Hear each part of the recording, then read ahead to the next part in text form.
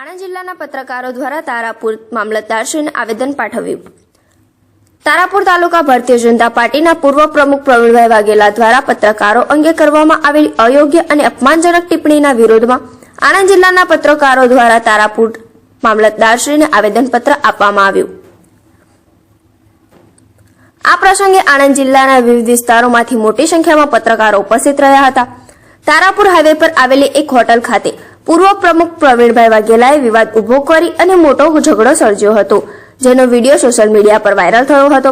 હોટલમાં આવેલી કેટલીક વાનગીઓને અરબી નામ આપેલા હોવાના કારણે તેમણે હોટલ માલિકને દેશદ્રોહી કહી અપમાનિત કર્યા હતા. આ ઘટનાનો વિગતવાર ઉલ્લેખ સ્થાનિક પત્રકાર દ્વારા અખબારમાં પ્રકાશિત કરાયો હતો. આ સમાચાર પ્રકાશિત થયા બાદ પ્રવીણભાઈ વાઘેલાએ તે ન્યૂઝ કટિંગને પોતાના સોશિયલ મીડિયા એકાઉન્ટ પર પોસ્ટ કરી પત્રકારો વિરુદ્ધ અપમાનજનક ભાષામાં ટિપ્પણી કરી હતી, જેના કારણે પત્રકાર વર્ગમાં ભારે આક્રોશ ફેલાયો હતો. આ ઘટના માત્ર પત્રકાર જ નહીં પરંતુ સમગ્ર મીડિયા જગતની લાગણીઓને ઠેસ પહોંચાડી છે. આથી આણંદ જિલ્લાના પત્રકારો દ્વારા મામલતદારશ્રીને ધારદાર રજૂઆત કરી પૂર્વ પ્રમુખ પ્રવીણભાઈ વાઘેલા વિરુદ્ધ કાયદેસરની કાર્યવાહી કરવામાં આવે તેવી જોરદાર માંગણી કરવામાં આવી છે. આપની તરફથી શું કાર્યવાહી કરવામાં આવશે?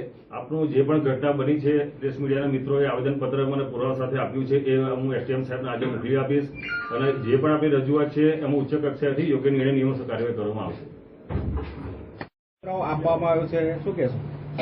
શિસ્તને વરેલી પાર્ટી એટલે ભારતીય જનતા પાર્ટી અને તારાપુર તાલુકા ભારતીય જનતા પાર્ટીના પૂર્વ પ્રમુખ એટલે કે પ્રવીણભાઈ વાઘેલા દ્વારા અહીંયા તારાપુરની એક હાઈવે પરની હોટલ ઉપર જઈને તોફાન મચાવવામાં આવે છે. આ ઘટનાનો વિડીયો પણ વાયરલ થયો છે. ત્યારબાદ એક દૈનિક દ્વારા આ સમગ્ર ઘટનાને વર્ણવવામાં આવે છે અને આ ઘટનાનું જે કટિંગ છે તે કટિંગ આ પ્રવીણભાઈ વાઘેલા દ્વારા પોતાના સોશિયલ મીડિયા એકાઉન્ટ ઉપર મૂકવામાં આવે છે. ત્યારબાદ એની ઉપર એક પોસ્ટ વિવાદિત ટિપ્પણી કરવામાં આવે છે, જે ટિપ્પણી પણ અમે અહીંયા આપી છે.